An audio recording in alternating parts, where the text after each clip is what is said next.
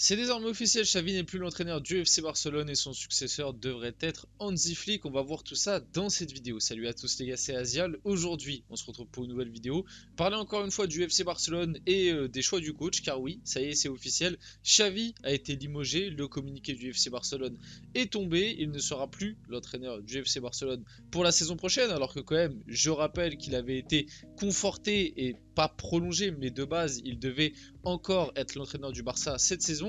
Et il s'est fait limoger pour une phrase en conférence de presse que Laporta n'a pas appréciée. C'est quand même important de le rappeler que toute cette histoire est partie de finalement pas grand chose. On avait d'ailleurs fait une vidéo, vous pouvez la retrouver sur la chaîne, à date il n'y a pas si longtemps que ça, il y a peut-être moins d'une semaine.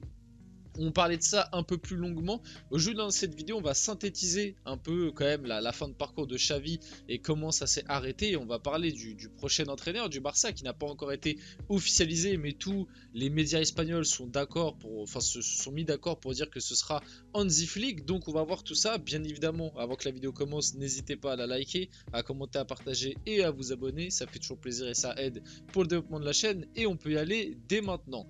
Bon, comme je l'ai dit, après cette fameuse conférence de presse où, on le rappelle, Xavi avait dit globalement que ça allait être compliqué l'année prochaine de rivaliser avec le Real Madrid et que le Barça n'avait pas d'argent et que ça pouvait le déranger pour continuer à être compétitif. Il avait même aussi d'ailleurs rappelé que les supporters fallait peut-être être un peu moins exigeants pour les années qui allaient arriver parce que financièrement le Barça n'était plus le Barça d'il y a quelques années. Il a même rajouté, on n'est plus le Barça d'il y a 25 ans qui pouvait acheter qui le voulait. Quand tu étais coach du Barça il y a 20 ans, tu demandais un joueur, tu l'avais. À l'heure actuelle, c'est plus le cas. Juste après cette déclaration, il y a eu directement réunion. On a directement eu les actus qui ont été relayés par les médias espagnols pour dire que Laporta était furieux contre la conférence de presse et les déclarations de Xavi et que là, il y allait avoir une réunion et que Xavi risquait à quasiment 100% d'être finalement viré et du coup de quitter le club à la fin de la saison.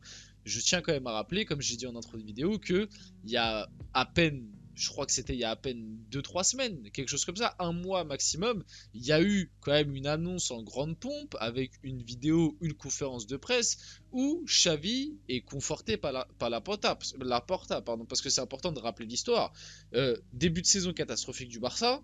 Xavi annonce en janvier qu'il quittera le club à la fin de la saison. Après cette annonce, il y a du mieux du côté du Barça et même dans le jeu, dans les résultats, c'est un petit peu mieux. Au final, leur deuxième partie de saison est pas si dégueu que ça. Au final, si tu dois vraiment analyser, moi je trouve que c'est vraiment la première partie de saison du Barça jusqu'au mois de janvier où c'est très très compliqué. Mais finalement, une fois qu'il y a eu l'annonce de départ officiel de Xavi, enfin lui-même qui a annoncé qu'il allait quitter le club, je trouve qu'il y a eu du mieux. Et même dans le jeu, mais surtout principalement dans les résultats. Alors, c'est pas le grand Barça, mais en même temps, il y a une vérité qu'il faut se dire et qu'il faut aussi dédouaner par rapport à Xavi là-dessus, c'est que l'effectif du Barça pour moi est de qualité. Faut pas non plus se cacher derrière ça, mais pour proposer un jeu comme à l'époque du grand Barça de Luis Enrique et de Guardiola, tu peux pas en fait, tu n'as pas la qualité et je pense que tu peux ramener n'importe quel coach, même là à l'heure actuelle je pense que tu ramènes Guardiola au Barça,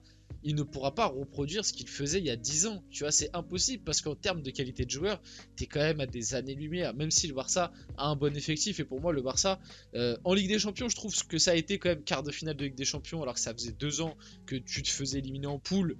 Ça va, tu vois, dans la reconstruction, on va dire, du projet barcelonais, c'est pas une honte. Après, c'est vrai que le scénario est dur quand tu vas gagner au Parc des Princes et que tu prends un 4-1 chez toi. Oui, là, il y a des critiques à faire, mais sur on va dire, l'analyse pure, sortir en quart pour le Barça, c'est pas scandaleux. Mais le souci que moi j'ai, c'est sur le territoire national.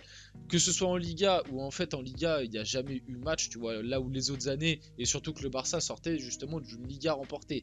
Et d'ailleurs ça aussi il faut le mettre quand même au crédit de Xavi, maintenant qu'il part, il a quand même fait gagner la Liga au Barça, ce qui n'avait pas été fait depuis un certain temps, depuis le départ de Messi. C'est pour l'instant le seul entraîneur depuis le départ de Messi qui a gagné la Liga avec le Barça. Bon, en même temps il y a eu que 2 coachs, mais voilà, on ne sait pas si Hansi Flick va réussir à gagner la Liga avec le Barça, sachant que le Real Madrid est en train de devenir de plus en plus fort et que le Barça financièrement on le sait c'est compliqué.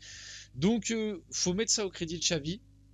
Tu sortais d'un titre de champion cette saison. Pour moi en Liga t'es complètement passé à côté. Comme j'ai dit, tu fais un début de saison catastrophique, la deuxième partie de saison est un peu mieux. Mais oui, et au final, je suis d'accord que pour dire que moi, au moment où il est conforté, j'étais pas forcément de cet avis. Mais après, tu peux te dire, bon, il y a un petit peu de mieux. Bon, les coachs sur le marché, est-ce que c'est vraiment des coachs qui, on va dire, peuvent relancer ton projet du côté du Barça? Parce qu'après, on parle de Hansi Flick. Hansi Flick, c'est très bon coach, mais est-ce que c'est le coach parfait pour le Barça? Ah, j'ai des doutes, moi, sur certains trucs. Hansi Flick, il a quand même des casseroles, hein. Il fait une saison exceptionnelle au Bayern, mais après, c'est un peu plus compliqué à des moments. Donc voilà, quand tu mets tout ça pour cumuler, on va dire, est-ce que finalement la meilleure solution c'était pas entre guillemets garder Xavi un an avant de 2025, vraiment relancer totalement ton projet? Je sais pas, je vous dis la vérité, je sais pas, mais le truc qui me gêne dans cette histoire surtout, c'est le côté en fait, t'as la gestion clownesque du club. C'est ton coach veut partir, tu fais tout pour le faire rester. Au final, il accepte, il reste. On parlait seulement d'une saison, on parlait qu'il aille jusqu'à la fin de son contrat. La fin de contrat de Xavi c'était 2025. Donc là, il restait pas pour 3 ans, il restait pour un an. Et au final, 2 semaines après que tu as annoncé qu'il allait rester et que lui a changé d'avis, au final, tu le vires. Ça veut dire qu'en plus, Xavi était prêt à partir gratuitement. Ça se trouve, là, tu le vires. Ça se trouve, tu vas lui payer des indemnités. Donc, que ce soit économiquement, médiatiquement, sportivement, c'est une gestion catastrophique du Barça. Et en plus, les supporters du Barça, lors du dernier match de Liga, ont scandé des Xavi restes. Donc, sur tous les points, c'est vraiment catastrophique. Officiel, Xavi est licencié. Il en a été directement informé par Laporta aujourd'hui. Pareil, j'ai bien envie de voir la réaction de Xavi quand même parce que bah, lui finalement il n'a pas fait, on va dire, grand chose, hein. Il a juste dit la vérité en conférence de presse et ça lui a coûté sa tête.